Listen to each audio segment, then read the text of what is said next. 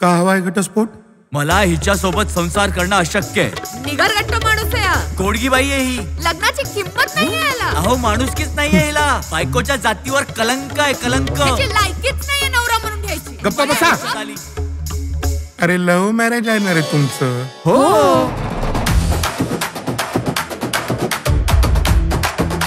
खूप त्रास देणार आहे मी त्याला. त्याचं अख्खं आयुष्य उद्ध्वस्त करून टाकणार आहे. म्हणजे I'm gonna just ruin his life. त्या मीराला नाही रस्त्यावर आणली ना तर नाव बदलून टाक माझं.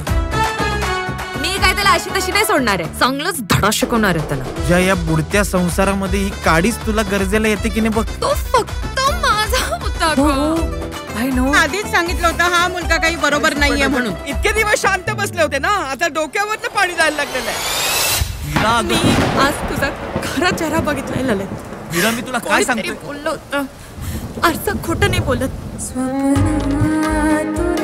साधीशी वस्तू नाही सांभाळता येते तुला. जीवाभावाची व्यक्ती कशी सांभाळशील? मुकाट्याने हे घर घे, हे पैसे घे आणि एकदाचा मला मोकळा श्वास घेऊ दे. प्लीज शांत हो जरा. आपल्याला आयुष्यात काय मिळालं यापेक्षा आपण आयुष्यात काय काय टिकवलं हे जास्त महत्वाचं आहे. मी तर जिंकूनही हारणार आहे. इथून पुढचा प्रवास मला एकट्यानेच गाठायचा आहे. स्वतःच्या हाताने आयुष्याची रांगोळी काढून घेतली ना. त्या रांगोळीला आकार होता ना रंग. एकदम घाणेरडी. तुझ्यासारखी तिचा बेशिस्तपणा आणि निष्काळजीपणा ना मी कोर्टात सिद्ध करून दाखवणार आहे. मी काय जणू उलटी भरायला चालली आहे इकडे. तू काय मी वास्या असं बाहेर माझ्या नावाची दवंडी पिटत फिरतेस? नाही मला सांग, वास्या म्हणजे काय? अगं आई,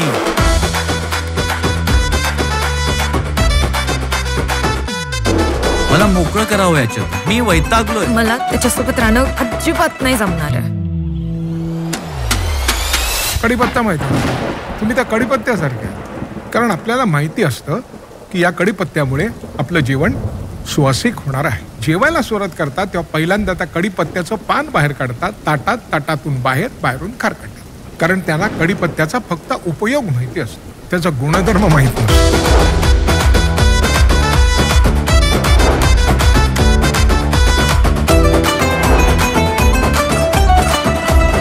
माझ्यासाठी प्रेमाची व्याख्या म्हणजे मीरा.